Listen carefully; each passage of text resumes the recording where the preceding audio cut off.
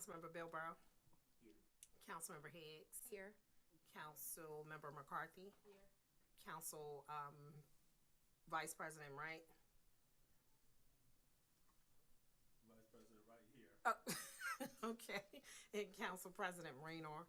And before you answer, so Councilmember Love as well as Councilmember Scott has both requested to be excused from the meeting for, okay.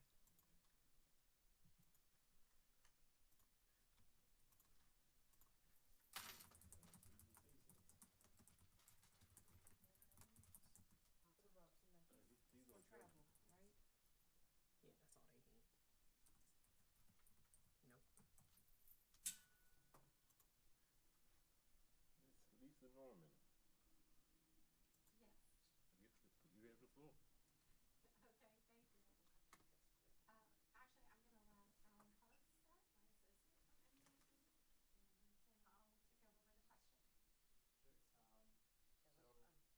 Thank you all for Lisa, then we gotta turn on your microphone.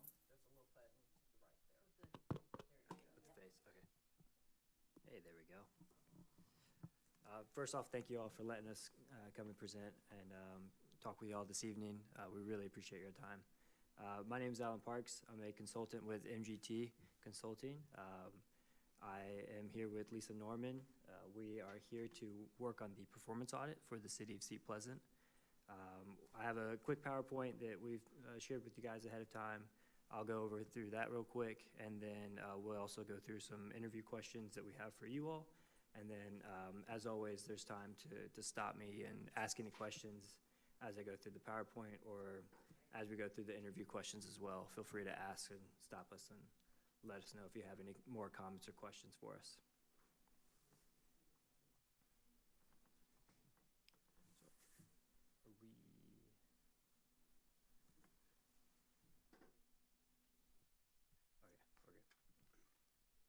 So just the PowerPoint that we shared with you all just is a quick overview of our project, the audit objectives, and then just some background information of ours. You have our contact information in case you ever need to get in contact with us at a later date.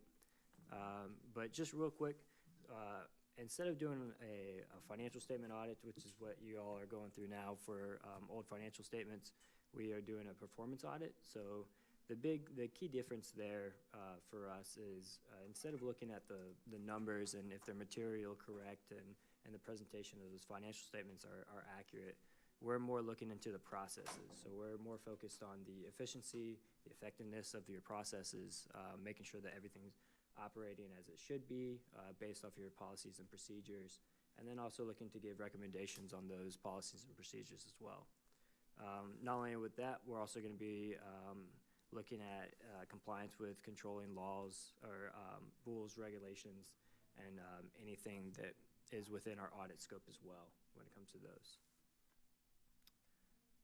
So our audit scope is relatively broad. We're looking at about 11 different items, all the way from council governance, ethics, and conflict of interest policies within the city, workplace culture, cash management, budget process, the business personal property tax rates, hiring process, procurement process, a couple of different expenditure categories, and then revenue and cash receipts. Our methodology is a little bit different for each of the categories. So for instance, the workplace culture, will actually be sending out a survey to all city employees for them to answer anonymously, so we can gather that data and present those findings, while other items like the expenditure for general travel and cash receipts is going to be more similar to a financial statement audit, where we're going to be looking at the actual transaction detail, looking for supporting documentation, and making sure that everything that has come in or is paid out is following the right processes and procedures per the county's or per the city's rules and regulations. So with that, again, our contact information is on the second to last slide there. So if you guys need to get in contact with us, our phones are there. Call us at any time. Our email is there as well, so feel free to contact at any point. Okay, so I'm gonna take over with going through the questions, and this really just deals with the council's role and the oversight of the city, so that we can gain an understanding of that role, and the relationship between the council and the city government, and the city and its employees. So the first question is to kind of describe the relationship between the council and other areas of city government, the city manager, other departments. We're gonna have Council Vice President answer the question.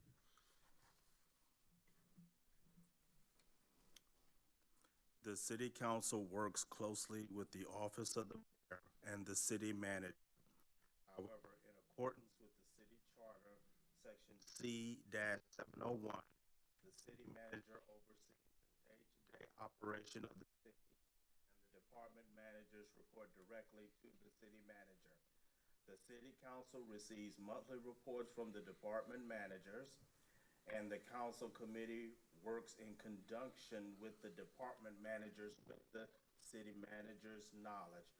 This is in accordance with the Personnel Rules and Regulations Manual Chain of Command. Thank you. How do you ensure, and then you can answer as a group or that you're fulfilling your duties as a council member as far as the oversight, looking at the reports? The city council has legislative authority in the city and ensures that all legislative matters are reviewed by legal counsel before enacting such laws. How does the council ensure transparency and accountability in its decision-making process? The city council meets in accordance with the city charter, section C-304 and C-307. The meetings are open to the public in a hybrid manner. Additionally, the council adheres to the State of Maryland Open Meetings Act with regards to public notices of the meetings. How does the council oversee the budget and financial matters of the city? In accordance with the city charter, section C-801-C-805, the city council approves the budget expenditures for the city. The council finance and budget committee meets regularly with the chief financial officer regarding all financial matters of the city. What steps does the council take to address the issues of ethics and integrity? The city council approves the mayor's recommendation for the 5 residents to serve on the Seat Pleasant Board of Ethics. The Ethics Commission addresses all ethical complaints received from an elected official or department manager and will provide recommendations for actions and an annual report to the council. What is the council's understanding of the city's current workplace culture and environment? Oh, I'm sorry, I missed a question, sorry. How does the council handle conflicts of interest among its members or within the broader city organization? When a conflict of interest arises, the city council meets in accordance with the State of Maryland Open Meetings Act, General Provision Section 3-305, to discuss the concern with the city attorney and provide a recommendation to the city manager or elected individual. What is the council's understanding of the city's current workplace culture and environment? The city council is aware of the concerns within the workplace and workings to improve the environment and the culture. Does the council believe it has the appropriate tools and powers to effectively govern the city and resolve any conflicts that arise? Yes. The city council enforces the improved policies of the city by providing directions or recommendations to the city manager. Are there any specific transactions, policies, or other related topics that MGT should be aware of or raise concerns for the council? The city council desires to update the 10-year-old approved accounting manual to ensure current practices and recent changes are implemented and adhered to. The council may consider revising Chapter 6-check of the city code to ensure and enforce transactional equity. With regards to, if I may ask a question about the Board of Ethics that you mentioned in your response, how would someone go about contacting the Board of Ethics? Is that information available somewhere? That particular question must be addressed by our attorney. Okay. Are there any other comments or feedback that you would like to share at this time?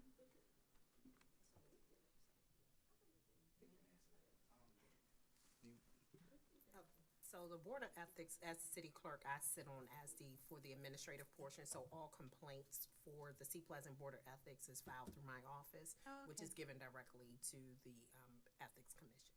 Okay, Not thank Board you. of Ethics, the Seat Pleasant Ethics Commission. Thank you. Are there any other comments or any other issues that we should consider? Did you say you had a question?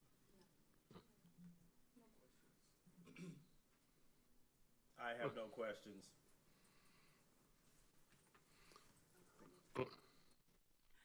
Only question again, I guess just for clarity, and the purpose of this interview is for what again? Where we've been asked to do a performance audit of the city and to cover certain areas, including looking at governance and the role that the council plays within the city. So that's the purpose of this meeting. The purpose of the audit in general is to gain, to provide an assessment overall of the operating effectiveness and efficiency of city operations.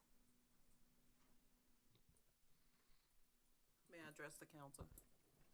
Yes, you may. Okay.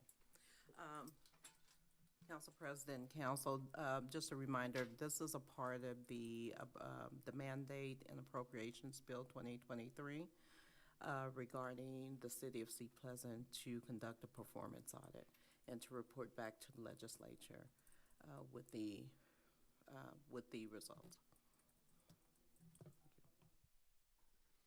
Okay, thank you.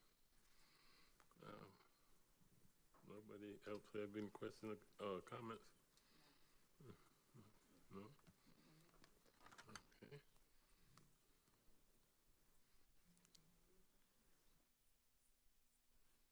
Second. Thank you very much for your time. We appreciate you coming out tonight. Thank you. Thank you. Any citizens online?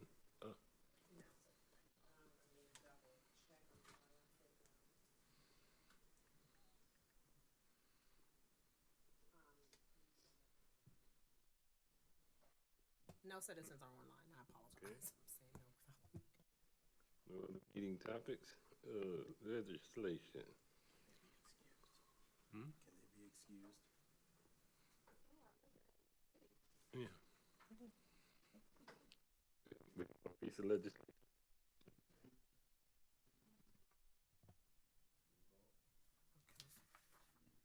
Resolution R-2406, introduced by City Council, they introduced April 24th, 2024, a resolution to appoint an acting city manager, chief executive officer for the city of Seat Pleasant, for the purpose of appointing an acting city manager, chief executive officer for the city of Seat Pleasant, providing for the effective date of the appointment, providing for compensation to the person so appointed and other terms and conditions of employment, terminating the appointment of the city manager as of a certain date and generally relating to the appointment of the city manager, chief executive officer.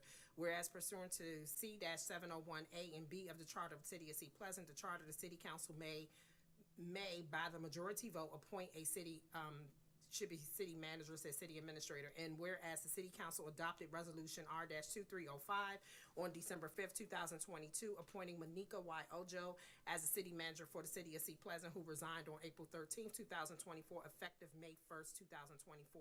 And whereas the city council desires to appoint a person to serve as the interim city manager, chief executive officer, and whereas the city council is conducting a search for a permanent city manager, but is not in a position to hire a new city manager at this time.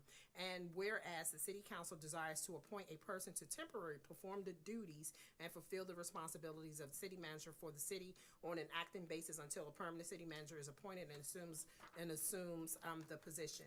Section 2, and be it further resolved that the appointment of Monica Y. Ojo as the city manager, chief executive officer has terminated without further action of the city council at 11:59 p.m. on May 1st, 2024. I think I took my papers out of sync. I do apologize. Let me go back. Section 1, now therefore be it resolved by the Seat Pleasant City Council that it hereby appoints an interim city manager, chief executive officer as follows. The person appointed is Demetrius Harris. The interim city manager, chief executive officer shall continue to serve at the pleasure of the city council as the effective date of the resolution. The interim city manager may terminate with or without cause by the majority vote of the city council. The interim city manager, chief executive officer shall receive compensation payable bi-weekly in accordance with the city's normal payroll schedule at the agreed-upon rate by the council and the interim city manager provided for the position of the city manager, chief executive officer in the city's FY24 annual budget, beginning on the date that the city manager, chief executive officer assumes the duties and responsibilities of the position and commence work, subject to such future adjustments and compensation as may be provided by the council from time to time. The appointment should continue until the first of the following occurs. A, the city council appoints a new city manager, chief executive officer, and that the person assumes the duties of the city of that position. Or 2, B, the city council terminates the appointment of the interim city manager, chief executive officer appointed by the resolution. Or 3, the interim city manager appointed by this resolution resigns from the position. D, the interim city manager, chief executive officer shall receive such employment benefits and subject to such other terms and conditions of employment as may be agreed to between the interim city manager and the city council.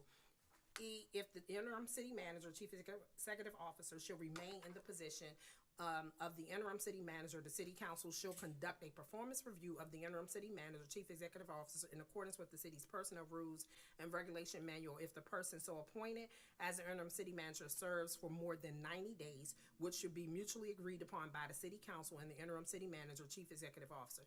The process at a minimum should include the opportunity for both parties to 1, prepare a written evaluation, 2, meet and discuss the evaluation, and 3, present a written summary of the evaluation results. The final written evaluation shall be completed and delivered to the employee within 30 days of the evaluation meeting. Section 2, be it therefore resolved that the appointment of Monica Y. Ojo as city manager, chief executive officer will terminate without further action of the city council on 11:59 p.m. on May 1st, 2024. Section 3, and be it further resolved that this resolution should take effect immediately.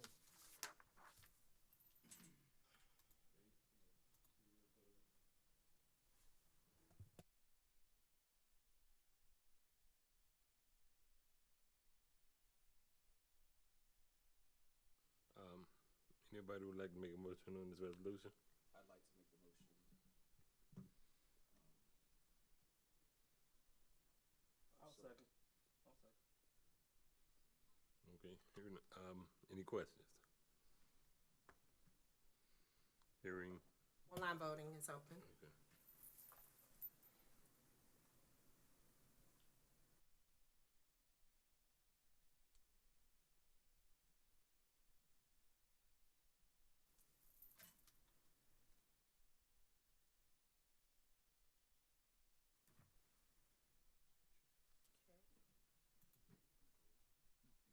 Motion passes 3-2. All right, there is no unfinished business. You read the announcement, sir? Yes, okay. Thank you. Announcements. 7.1, Annual Sweet Pleasant Day, Saturday, May the 4th, 2024, Pet Parade and the 4K Run at 9 a.m. Goodwin Park Activities, 311 68th Place, Seat Pleasant, Maryland, 20743, from 12 o'clock p.m. to 4 o'clock p.m. 7.2, Regular Work Session, Monday, May the 6th, 2024, hybrid and Zoom video at 6 o'clock p.m. Meeting link details will be on the city's website, 6301 Addison Road, Seat Pleasant, Maryland.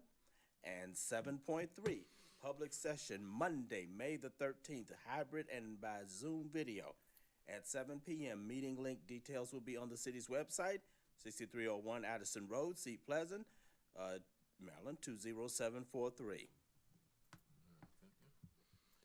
If there isn't any other questions, concerns, meeting's adjourned at the time there for a second. 6:26. I thank everyone for showing up, and thank you, MGT, for coming before us. Thank you.